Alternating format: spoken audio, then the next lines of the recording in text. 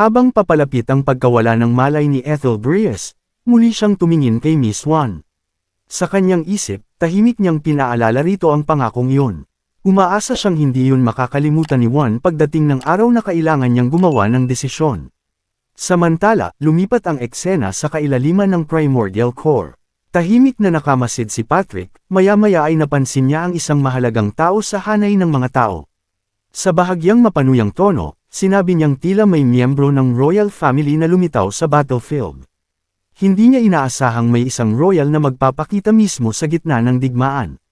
Narinig iyon ni Mels at agad na napatingin sa kanya. Dahil hindi siya pamilyar sa sistemang pampulitika ng mga tao, nagtanong siya kung katumbas ba iyon ang pagiging captain ng hukbo. Ipinaliwanag naman ni Patrick na mas mataas pa roon ang katayuan ng isang royal. Sila ang may pinakamataas na ranggo sa lipunan ng mga tao. Gayunpaman, hindi pa siya sigurado kung ang royal na iyon ang mismong mamumuno sa hukbo. Hindi pa rin makitang kakaiba iyon ni Mels. Para sa kanya, normal lamang na lumabas ang isang royal kapag may malaking digmaan. Ngunit ayon kay Patrick, may mali sa timing. Ipinaliwanag niyang hindi naman direktang inaatake ang kabisera ng Empire at wala ring inilabas na General Mobilization Order. Kung pumunta lamang ang prinsipe para magbigay ng morale boost sa mga sundalo, tila kainahinala iyon. Habang pinag-aaralan ang sitwasyon, lalo pang kumunat ang noo ni Patrick. Napansin niyang tila walang malinaw na commander na nangunguna sa Imperial Army. Doon siya biglang may naisip. Agad siyang napalingon kay Swallow, na nakahiga lamang sa sahig na parang isang malaking hayop na nagpapahinga.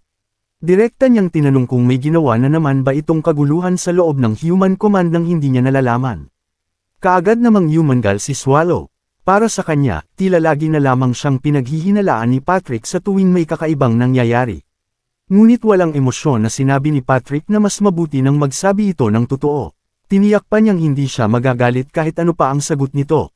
Dahil dito, napaisip si Swallow. Pinilit niyang alalahanin ang mga nagawa niya noon, ngunit tila hindi niya rin matindaan ng maayos. Bago pa siya makasagot, sumingit si Renee. Direkta niyang tinanong kung may ginawa nga ba talaga si Swallow at kung ano iyon. Iwinagayway lamang ni Swallow ang kanyang kamay. Ayon sa kanya, pakiramdam niya ay may ginawa nga siyang kung ano, ngunit hindi niya maalala kung ano iyon. Muling nagbago ang eksena. Sa pagkakataong ito, si Miss Juan ang ipinakita. Nakatayo siya sa harap ng isang madilim na silid kung saan nagpapahinga si Ethel Brias. Punong-puno ng tensyon ang buong pasilyo. Nakahanay sa magkabilang gilid ang mga miyembro ng Black Wolf Knights, at kabilang sa kanila si Garrett. Kaagad siyang tinitigan ni Juan. Walang paligoy-ligoy niyang tinanong kung alam ba nito ang tunay na kalagayan ni Ethel Brias. Nag-atubili si Garrett at tila naghahanap ng maipapaliwanag. Ngunit bago pa siya makapagsalita, sumiklab ang napakalakas na aura ni Juan. Bumigat ang hangin sa paligid at naramdaman ng lahat ang matinding pressure mula sa kanya. Muli niyang tinanong si Garrett kung alam ba nito ang kondisyon ni Ethel Brias. Matapos ang ilang sandali ng katahimikan, napilitang umamin si Garrett na alam niya nga ang lahat. Mas lalong nagalit si Juan. Hindi niya maintindihan kung bakit walang nagsabi sa kanya ng katotohanan. Ngunit walang sino man ang sumagot. Isa-isang umiwas ng tingin ang mga Black Wolf Knights. Ang kanilang katahimikan ay tila mas mabigat pa kaysa anumang paliwanag. Dahil dito, unti-unting napagtanto ni Juan ang katotohanan. Lahat pala ng tao sa paligid niya ay alam ang lihim ni Ethel Brias. Lahat, maliban sa kanya. Pagkatapos ay napatingin siya sa kanyang master na si Rushmore. Basag ang boses niyang tinanong kung alam din ba nito ang lahat. Hindi na kailangan ng salita. Sapat na ang katahimikan ni Rushmore upang makumpirma ang sagot. Mahigpit na ikinuyom ni Juan ang kanyang mga kamao. Sa sobrang galit at sakit, napabagsak niya ang kanyang kamao sa sahig at nabitak ang bato sa ilalim niya. Hindi niya maintindihan kung bakit siya lamang ang hindi pinagkatiwalaan. Para sa kanya, kung alam ng lahat ang kalagayan ni Ethel Brias, dapat ay may ginawa sila upang hindi ito humantong sa ganoong sitwasyon. Lumapit si Rushmore at hinawakan ang kanyang braso. Sinubukan niya itong pakalmahin at pinaalalahanang hindi niya ito sinanay para sirain ang mga sahig. Ngunit hindi mapigilan ni Juan ang kanyang emosyon.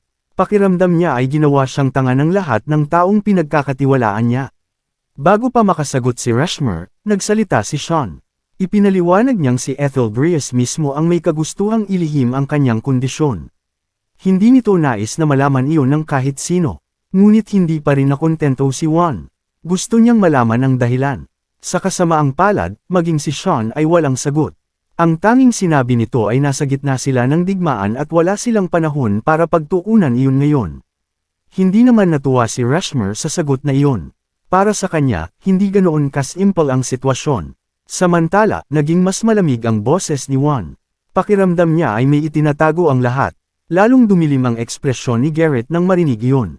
Pagkaraan ng ilang oras, mag-isa nang naglalakad si Garrett sa mga pasilyo ng headquarters.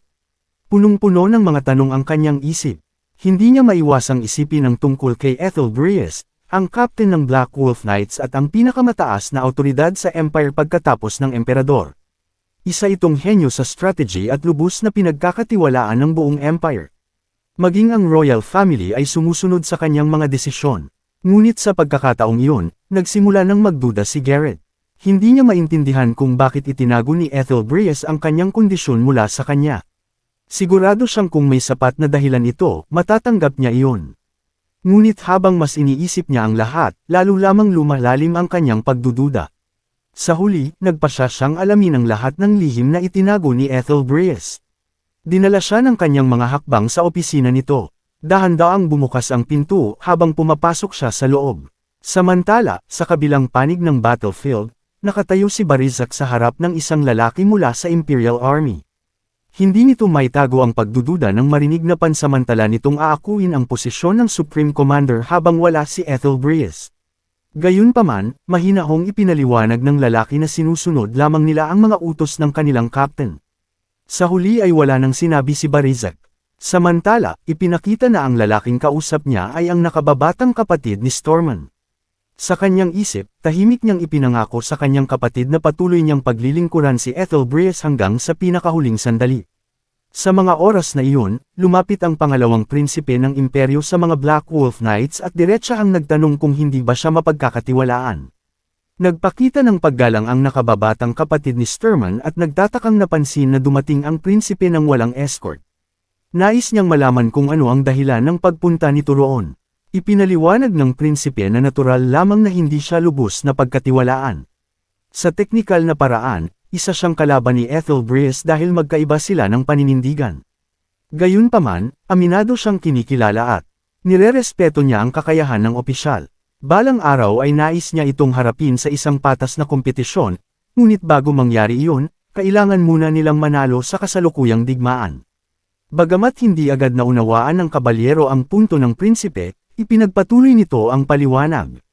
Sinabi niyang kailangan niyang mag-ambag sa laban. Noong una, naisip niyang pigilan ang galaw ng Black Wolf Knights upang siya ang makakuha ng karangalan. Ngunit nang makita niya ang laki ng banta sa harapan nila, napagtanto niyang ang paghabol sa personal na gloria ay maaaring magdala sa buong imperyo sa kapahamakan. Dahil dito, iminungkahi niyang isantabi muna nila ang politika. Kahit hindi sila lubos na magkaisa sa damdamin, maaari pa rin silang magkaisa sa layunin na talunin ang mga orc. Humiling siya na bantayan ng Black Wolf Knights ang kanyang likuran sa gitna ng labanan. Hindi bilang prinsipe at kabalyero, kundi bilang kapwa mamamayan ng imperyo. Dahan-daang tumango ang kabalyero at sinabing nauunawaan niya ang nais iparating ng prinsipe. Wala raw lugar ang politika sa battlefield. Bahagyang ngumiti ang prinsipe at nagsabing nakapanghihinayang na wala sa kanyang panig ang isang taong may ganoong pag-iisip. Nang hingin niya ang sagot ng kabalyero, agad itong sumang-ayon at nangakong ibibigay ang lahat ng kanyang makakaya. Samantala, sa opisina ni Ethel Brius, abalang naghahalungkat si Garrett sa mga dokumentong nakapatong sa mesa. Habang binabasa niya ang laman ng mga papel, unti-unting namutla ang kanyang mukha. Hindi siya makapaniwala sa mga natuklasan niya at napaisip kung paano nagawang gawin ng isang tao ang ganoong bagay. Sa isip niya, kahit bilang tao ay mahirap tanggapin ang ganoong klaseng desisyon. Mula roon ay lumipat ang eksena sa kampo ng mga orc. Isang orc na nagngangalang Kadachi ang nagmamadaling bumalik mula sa frontline at agad nagtungo sa tent ng commander. Malalakas ang kanyang yabag habang tinatahak ang kampo, ngunit bago pa siya makapasok ay hinarang siya ni Daro, ang shaman ng tribu. Agad na iniulat ni Kadachi na nagsimula ng kumilos ang hukbo ng mga tao. Ayon sa kanya, naghihintay na lamang ang lahat ng tribe leader sa utos ni Kurak at nakapwesto na rin ang karamihan sa frontline. Matapos marinig ang ulat, maikling tumango si Daro at pinabalik si Kadachi sa kanyang posisyon. Pagkatapos nito ay pumasok siya sa madilim na tent kung saan naghihintay si Kurak. Ipinaalam ni Darrow na nagsimula na ang operasyon. Para bang inaasahan na ito ni Kurak dahil agad siyang ngumisi. Tinanong niya kung nasa battlefield na ba ang tinatawag nilang warrior. Kinumpirma ni Darrow na naroon na ito at lumulutang pa sa himpapawid na tila sadyang ipinapakita ang presensya nito sa lahat.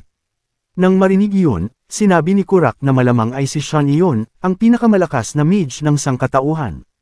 Nag-alok si Darrow na siya na ang bahala rito dahil kung pababayaan nila ang mage na iyon, napakalaki ng magiging pinsala sa panig ng mga orc. Ngunit itinaas ni Kurak ang kanyang kamay bilang pagtanggi. Ipinaliwanag niyang may ibang tungkulin si Darrow at hindi niya maaaring maipit sa labanang iyon. Ayon kay Kurak, kailangang sumunod ang lahat sa planong matagal na nilang inihanda. Pagkasabi nito ay inilapat niya ang kanyang malaking palad sa katawan ng isang higanteng pulang halimaw na natutulog sa loob ng tolda. Mayroon itong 4 na nakakakilabot na asol na mata. Sa simpleng haplos ni Kurak ay nagsimulang gumalaw ang nilalang na tila unti-unting nagigising. Hindi nagtagal ay nagsimulang pumwesto ang magkabilang hukbo. Umalangaw-ngaw sa buong kapatagan ang mga sigaw ng digmaan. Nagsalpukan ang mga sandata, tumalsik ang dugo, at sunod-sunod na bumagsak ang mga mandirigma mula sa magkabilang panig. Biglang nagmula sa hanay ng mga tao ang isang utos para sa pag-address. Isang captain ang nag-utos sa mga sundalo na umatras agad ang lahat ng frontline units. Dahil dito, mabilis na umurong ang hukbo ng mga tao at pansamantalang nalito ang mga orc sa biglaang pagbabago. Sa kabilang banda, mataas sa himpapawid sa ibabaw ng kampo ng tao, nagsimulang mag-cast si Dame Sean ng napakakomplikadong magic. Nang inig ang hangin habang sunod-sunod na lumitaw ang napakaraming magic circle sa kanyang paligid. Isa-isang na-activate ang mga makapangyarihang spell gaya ng Sanctification, Thousand Stakes, The Flame That Burns the Roots, Blind Man's Scream, Steps in the Swamp, Ground Collapse, Ice Witch's Breath, at Fog of Death. Napatingala ang mga orc sa kalangitan habang nagtataka kung ano ang nangyayari. Samantala, walang pag-aalinlangan namang pinakawala ni Sean ang sunod-sunod na spell patungo sa battlefield. Bawat tama ng mga ito ay nagdulot ng napakalalaking pagsabog na yumanig sa buong lugar. Maging ang prinsipe ay hindi maitago ang kanyang pagkabigla nang masaksihan ng napakalaking kapangyarihan ni Dame Sean. Ngunit bago pa siya makapagsalita, may panibagong pagbabago na naganap. Ang mana sa paligid ay nagsimulang umakyat patungo sa langit at nagtipon-tipon hanggang sa mabuo ang isang napakalaking bola ng apoy. Napabulong ang prinsipe habang nakatingin dito ng may pagkagulat. Ito pala ang pinakakinatatakutang spell ni Sean, ang Meteor. Mula sa himpapawid ay bumagsak ang higanteng ball ang apoy at tumama sa battlefield. Ang naging pagsabog nito ay mas malaki pa kaysa sa lahat ng naunang pag-atake. Umabot ang shockwave sa mga lugar na napakalayo sa digmaan. Sa isang maliit na bahay na malayo sa battlefield, itinuro pa ng isang bata ang liwanag sa langit at inakalang isa lamang itong shooting star. Ngunit ilang sandali lang ay umabot ang shockwave at parehong natamba ang mag-ina dahil sa lakas ng pagsabog. Pabalik sa kampo ng tao, agad na nagbabala ang prinsipe sa mga sundalo at inutusan silang yumuko at manatiling mababa. Ipinaalala niyang kakampi nila si Dame Sean at walang dapat ikatakot mula sa spell na iyon. Sa kalapit na lugar, napatingin si Barizak sa langit at nagbiro kay Sturman na parang matatapos agad ang digmaan kung ipauubaya na lamang nila kay Sean ang lahat. Sa pagkakataong iyon ay bahagyang napangiti ang si Sturman. Karaniwan daw ay tatawagan niyang kalokohan ang ganoong ideya, ngunit matapos masaksihan ang kapangyarihang iyon, halos mapaniwala na rin siya. Napailing si Barizak at sinabing kung magpapatuloy iyon, baka tuluyang maging isang malaking bangin ang buong Anon Plains. Gayunpaman, agad naging seryoso ang ekspresyon ni Sturman. Ipinaalala niyang hindi walang hanggan ang mana ni Sean. Bukod dito, kung ganoon lang kadaling lipulin ang kalaban, hindi sana tinatawag na Great Evil Dungeon ang kanilang kinakaharap. Batay sa reaksyon ng mga orc, malinaw na lalo lamang silang naging determinado matapos ang pag-ataking iyon. Hinawakan ni Sturman ang kanyang napakalaking warhammer at ipinahayag na oras na para sa tunay na subjugation. Kasabay nito, nagsimulang kumalat ang makapal na ulap ng alikabok sa battlefield. Mula sa kalayuan ay umalingaw-ngaw ang isang malalim at mabigat na ugong, pudyat na may panibagong panganib na paparating. Sa gitna ng battlefield, habang papalapit ang isang malakas na ugong mula sa malayo, may isang knight na nagtanong kung ano ang ingay na iyon.